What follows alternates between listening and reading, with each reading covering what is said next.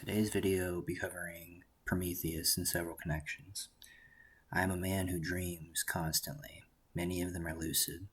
Many of them I've been able to use to further my research. That's predominantly that in astrology, how I've found the information that I have, believe it or not. So, one of those dreams most prominent, the message was, "Beware the Axeman." And with that, I will give you a quote from Prometheus Bound by Aeschylus. "Ah, but what am I saying? I foreknow all the future holds, and not one pang of all my sufferings shall ever come upon me unforeseen. But I must bear as best I may my destiny, knowing the might of fate to be resistless. Yet 'tis impossible for me thus tortured to hold my peace or not to hold my peace concerning my misfortunes. I bestowed on mortals noble gifts, and hence most wretched amid a net of miseries enmeshed. And I am he who by deed of stealth possession gained of the reed-filling fount of primal fire that hath shone forth to mortals, as their instructor in every art, a means to mighty ends." And with that, let us proceed.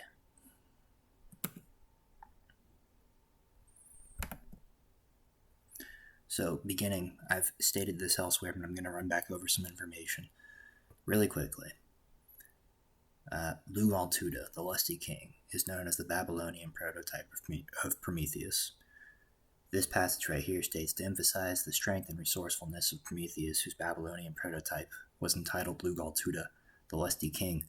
Aeschylus has him spiked to the crag as well as fastened to it with chains. The Titan was also said to be crucified, and in later representations he was sometimes shown fastened to a wooden stake, Storos, the cross. Now, I'm not going to pull up Stellarium again. If you've seen any of my other videos, then you already know the Prometheus connection in the stars with Ophiuchus. It's rather overt, but the funny thing is that while I've been reading this, this is from James Morgan Price, I think his name is. Just a hardcover. Why do they do this? James Morgan Price. New presentation, Prometheus Bound of Aeschylus. So he's just giving commentary throughout. But the funny thing is that I didn't realize that he too had made the Ophiuchus connection, which, to be completely frank, I don't understand how more astrologers or astronomers or people who study comparative mythology haven't made the connection, because it's rather overt. The central figure of them all is Prometheus, Ophiuchus huge, almost exactly in mid-heaven, being situated on the celestial equator. This is taken from Milton, I believe. But he even gives he states here, the serpent bearer Ophiuchus was erroneously identified with Asclepius. That's false. He just doesn't understand that portion of the mysteries. If you've seen my other videos, again, you know damn well that Asclepius very much is Ophiuchus as well. These characters are interconnected. So, but what we're going to do is we're going to look down here. Actually, we'll come back here. Here it is.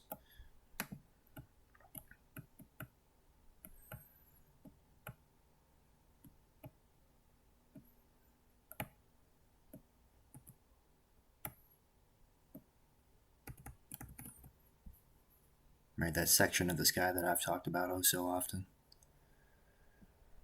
He clearly labels it as Prometheus. He sees what I see. And again, I'm surprised that more people don't. I mean, this really is, it's the entire mythos. You have Aquila, the eagle that feeds on Prometheus. The arrow Sagitta is located right around here, and it's the arrow that Hercules shoots the eagle with. The centaur Chiron.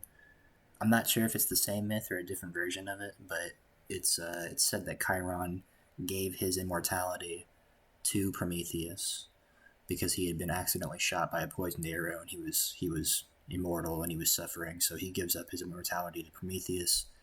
Chiron passes away, and Prometheus is finally able to be freed by Hercules. So, that's the whole mythos right there in the stars. The reason that I mentioned the Lugal-Tuda aspect is because Lugal-Tuda is specifically associated with Antares, right? This whole biblical quote that goes with I give you the power to tread on snakes and scorpions and over all the power of the enemy, and nothing shall harm you. What was that? Let's see, did I make a bookmark? Luke 10:19.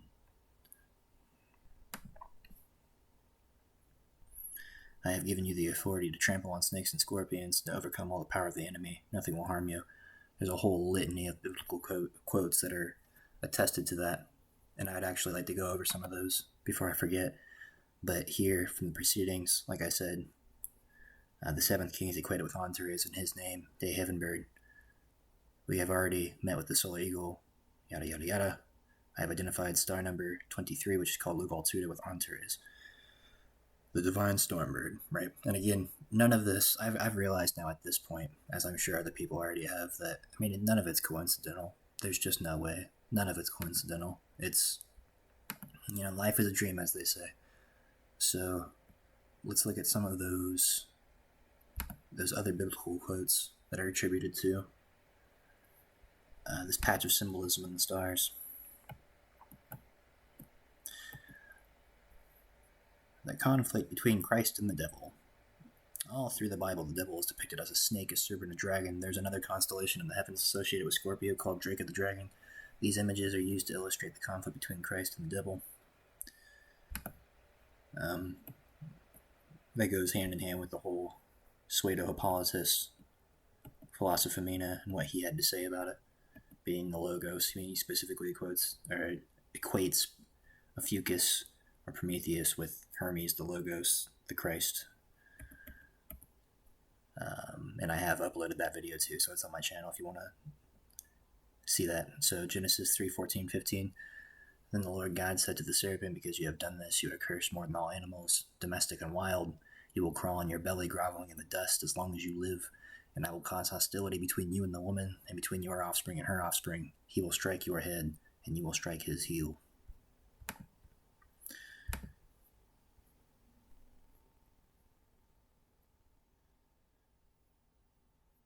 Oh, geez Louise. I should have just stayed on that one.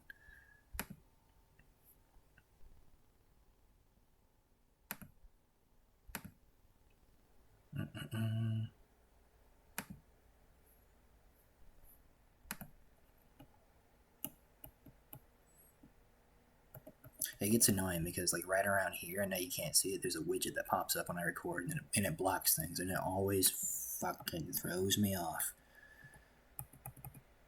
Luke 10:18-19, I saw Satan fall from heaven like a lightning. Look, I have given you authority over all the power of the enemy, and you can walk among snakes and scorpions and crush them. Nothing will injure you. Yeah. So, obviously, I mean, this is a thing that people have realized. Now, let me see what I want to go over next. The connections between Prometheus and Hermes. Let's see, what did I have this one on? Okay, that's fine. So, Prometheus and Hermes. Okay, so the fire drill. This is in reference to Odysseus slaying the Cyclops, and goes into the connection of Prometheus. So, now, if uncivilized people can regard the fire stick in its hole as turned about in the eye of a voracious and supernatural herdsman who squeaks at the process, it becomes, I think, credible that the myth of Odysseus plunging his heated bar into the Cyclops' eye originated in a primitive story concerning the discovery of the same simple utensil. Is it a mere coincidence that the Homeric episode culminates in a simile drawn from a strap drill?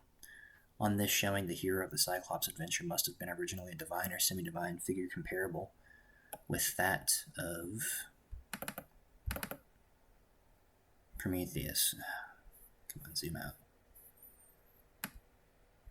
Of Prometheus. Recently, K-BAP has sought to prove that Prometheus was an appellative or cult title of the Titan whose true name was Ithis or Ithax. He relies on two glosses of Hesiod. One of these informs us that Ithis or Ithax was Prometheus, the herald of the Titans.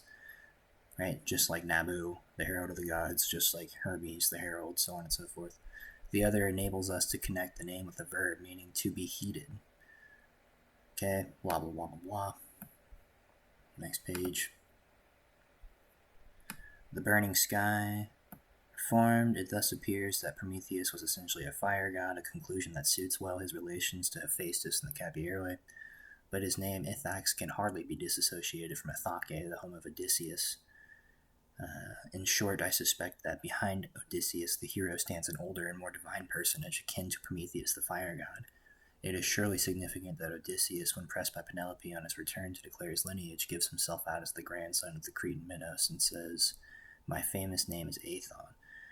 Further, I would suggest that this is the reason why the archetype of Odysseus on coppers of Ithake is indistinguishable from the archetype of Hephaestus on coppers of Methana. So figure 259, Hephaestus, 258, Odysseus, and then the bearded Kabiroi, 260, right? So Kabiroi, Hephaestus, Odysseus, right?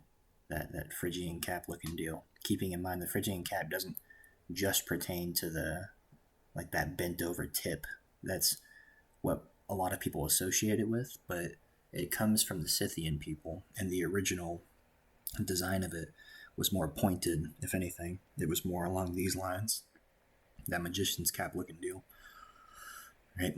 That infamous symbol. Okay, so they're discussing, like I said, his appellative or appellative, I'm not sure how that word's pronounced, his cult title being Ithis or Ithax, with Prometheus just being an epithet, effectively, which is not surprising because that's always the case, right? It's always the case. Just as a dawn is just an epithet. More so, in particular reference to Hermes. Hermes and Prometheus share, they are the only two deities that share this epithet of Akaketes, Akakita. So Akacacius, and this is taken from this compendium right here, Perseus.tufts. So Akacacius, Akakisos, a surname of Hermes, Callimachus, for which Homer uses the form Akakita, Akaketes. Some writers derive it from the Arcadian town of Casium, in which he was believed to have been brought up by the king Akakis. Others from Kakos and assign it to the meaning, the god who cannot be hurt, or who does not hurt. The same attribute is also given to Prometheus, whence it may be inferred that its meaning is that of benefactor or deliverer from evil.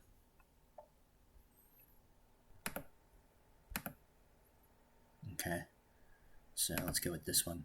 So, relating to Prometheus and the Kabiroi, the figure of Prometheus is not the only example of contact between the Titans and the Kabiroi. This is attested in the inscription of Imbros. Before I go any further, let me be better about this, and if I can try and see if I can. So, the name of this one was Zeus, a study in ancient religion. I really don't feel like trying to get back to the first page in this one. It's kind of hard. But I mean, here's the link up here if you want to copy that. This one, page 83. This is taken from Prometheus, Archetypal Image of Human Existence, Princeton University Press. Right, like in case you haven't been able to tell by now, like I don't just go by like random, like just random people saying shit. Ralph Mannheim, Princeton University Press. Okay, it was 83.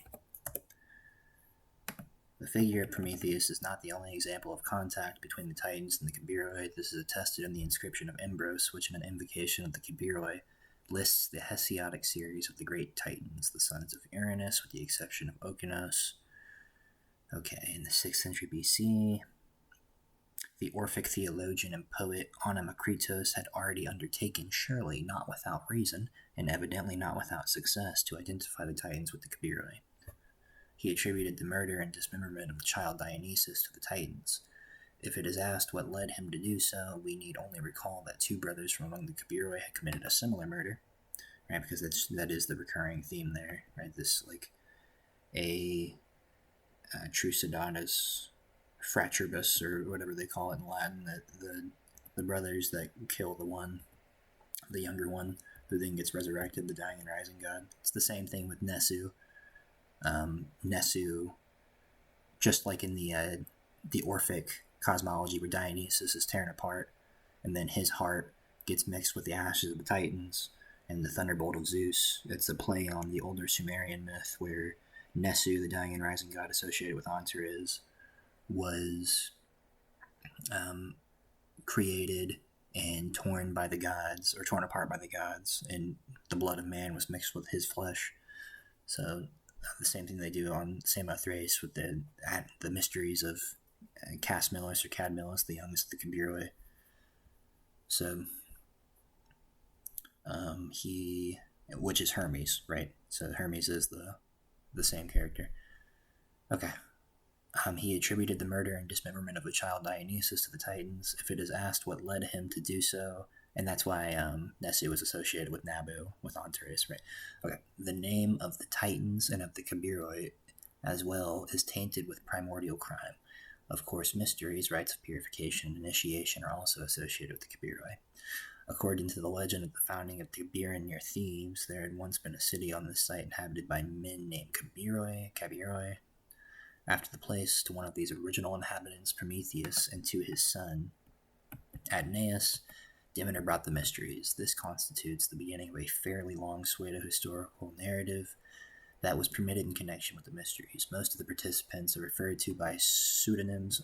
I say pseudo. Okay, I don't know if that's incorrect, but I'm going to keep saying pseudo because it's spelled pseudo. Pseudonyms, which are transparent to the initiates, and are even quite clear to us. Adonais, the Aetnian, can only be Hephaestus after his Sicilian mountain, where he is mentioned as a Cabiros, and no doubt he passed as such on his own island of Limnos, in the ancient cultic sphere of the Cabiroi. He was the ancestor of certain Cabiroi, who were said to have been called Hephaestoi after him. These were assuredly those Cabiroi who, like Hephaestus, practiced the art of a blacksmith and carried hammers. Right? And these are the OGs of the OGs, man. Like, again, this is why I put out all these videos, because this is what it all revolves around. You know, when they talk about, like, the 7 sages of Greece, you know, Pittacus and Periander and Solon and Kylon. No. Okay, you know who they're based on? They're based on the Cabiroi. They're based on the Amesha Spenta. They're based on the 7 gods who decree from ancient Sumer. It's just the same shit. The 7 Saptarishis, or the sages from Hindu, right? And then Sumer, they were called the Apkallu, and so on and so forth. It's the same shit everywhere. So, thus, Prometheus, who among the Titans was only the son of Iapetus, and that's why I did that Revelation video, right? Because it pops up in the New Testament. That's why Jesus has the 7 stars in his right hand, which is directly related to Nabu's tower Borsippa, the temple of the right hand Bethesda, right? With the 8th stage of the tower being dedicated to Nabu, who is directly associated with one of the oldest Christian Gnostic sects with Jesus. Like, do you see where this is going? Okay, sorry, my mind's in a million different... So, thus Prometheus, who among the Titans was only the son of Iapetus, a mere herald and rather a second-rank figure, proves to have been the most venerable of the Cabiroi, their father and ancestor. It can scarcely be an accident that his cult in Athens reflects the same relation to Hephaestus. Here the 2 gods were worshipped along with Pallas Athene in the age-old sacred precinct of the Academy. An ancient relief at the entrance to the sanctuary represented Prometheus as the older, Hephaestus as the younger. This should not necessarily be taken to mean that the cult of Prometheus was the older one, a hierarchical relation between a powerful father and a son who reveres and even serves him is not only related by the genealogists, but is also represented in the cult and is typical for the Cabiroi. Just as in Athens, Hephaestus was the son of Prometheus, so the boy Cadmillus occupied this position on Limnos. And even though he weirded that very strangely there, thankfully he added this little... I can't remember what these are called right now, but he added this little excerpt down here. It says, i.e. Cadmillus was the son of Hephaestus. Right, so I mean, it switches around sometimes, but the best that I can make sense of it is that, for one, it's kind of up to you, right? 2, Cadmilos is definitively the Hermes character that acts as the dying and rising god. So what you're going to see here in these next couple lines is that Hephaestus often replaces Prometheus. So it's seen, and which seems to fit with what I'm thinking right now, because I was going to say Hephaestus is usually named as the father of Cadmilos, who is one of the Kabiroi himself, but who is also listed as the father of the other Kabiroi, whereas Prometheus sometimes is listed as the father of the Kabiroi, which would make Cadmilos the younger still filling the same function.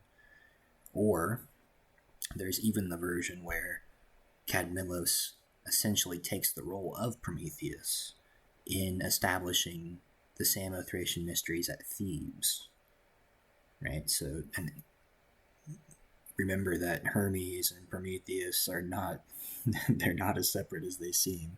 They're the same character, in my opinion. There's just all of this extra fucking mythological bullshit that makes it seem like it's something that it's not. So, anyway, just as in Athens, Hephaestus was the son of Prometheus, so the boy Cadmilos occupied this position on Lemnos, but it is only Hephaestus who occurs in Homer, the great epic poet who passes over so many archaic elements of the Greek religion makes no mention of Prometheus. Thus, although in a number of extremely archaic contexts Hephaestus takes the place of Prometheus, it is still quite possible that he is only the successor of this particular mysterious titan. An Attic vase painting of the 5th century shows Prometheus standing before Hera as though to confirm our theory based on their mythological characteristics of an association between these two beings. This fits in with the more infrequent and perhaps more secret tradition unearthed by the poet Euphorion, one of the learned Alexandrians, to the effect that Hera was the mother of Prometheus.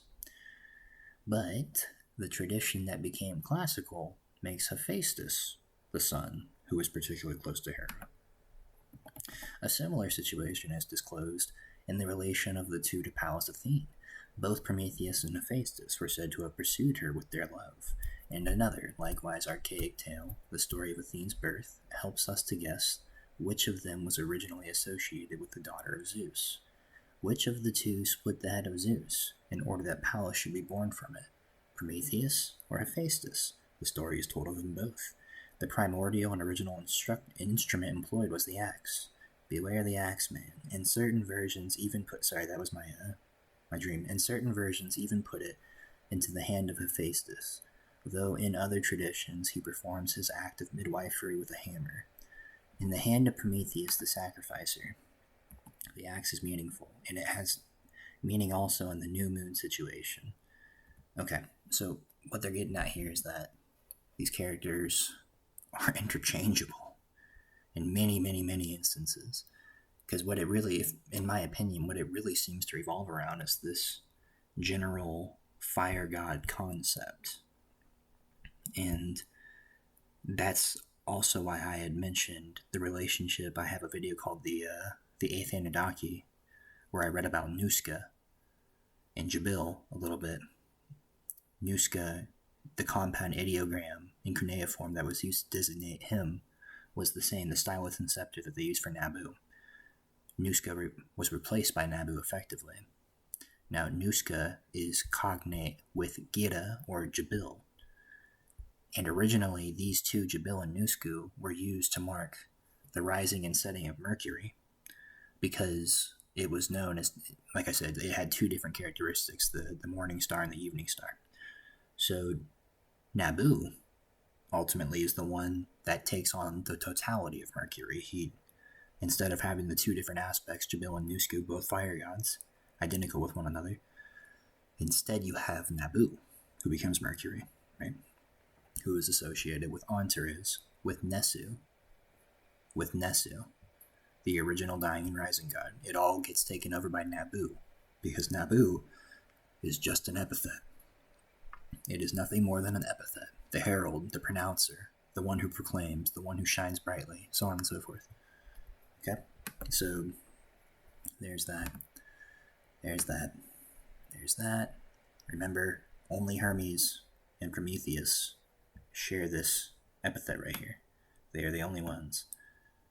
The one who cannot be hurt, or who does not hurt, or the benefactor, or deliverer from evil. And then here's a a article from these two, Laura Masidi, Miria Xanthou, Kestos Hemus, Phraseology and Thematic Indo-European Inherited Structures in Greek Myth. I'm just going to read the abstract, maybe some of the end. In this project, I investigate a number of Greek mythological traditions by means of a comparative approach. Concretely, I focus on the fire myth, i.e. on the story of the fire invention through theft and deceit. My research reveals that the phraseology, or phraseology, whatever, the epithets and the names, which apply to the fire theft and to the fire thieves in Greek literary sources, closely parallel those describing the same situations or characters in ancient India. Furthermore, the comparative approach casts light on isolated mythology. 1. Ithis, the herald of the Titans, Prometheus, Heschias, can be identified as the kindler or warm producer. Moreover, the comparison with the Rig Vedic passages dealing with Mata Risvan's fire theft sheds light on the association between Prometheus Ithis and his role as messenger. The epithet Akakita, which exclusively applies to Hermes and Prometheus, might be interpreted as a compound, maybe meaning very burning or hungry. I don't think that's appropriate. I think that this is probably much more accurate. I think this right here is just like a very literal, and I think she actually gives a couple of different ones at the end. The epithet may ultimately reflect an original association between the two Greek figures in fire, because keep in mind that Hermes was also the inventor of fire, just as Prometheus was. Hermes was also the one that gave humanity the alphabet, just as Prometheus did, right? That's in here. Let me see, I know I need to go back to Aeschylus. Here, I'll show you that real quick, before I forget.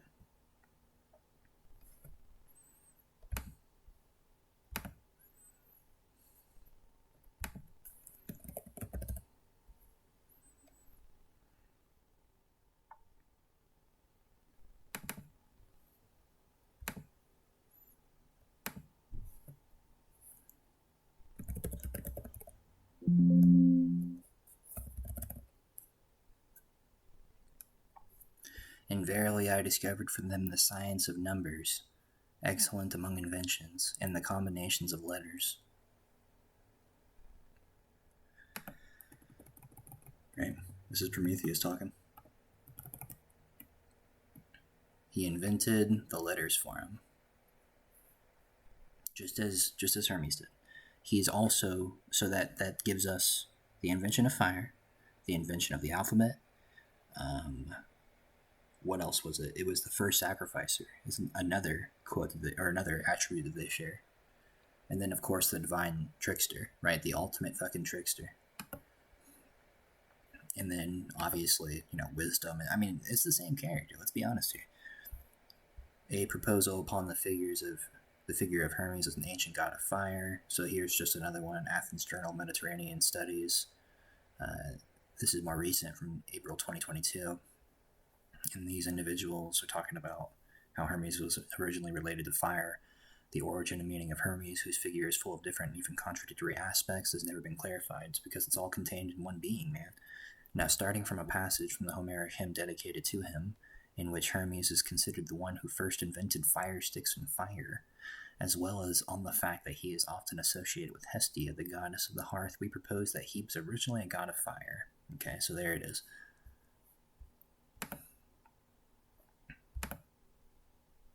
And I think that about does it for this one. Again, just making all of these connections to characters that seem so distant from one another.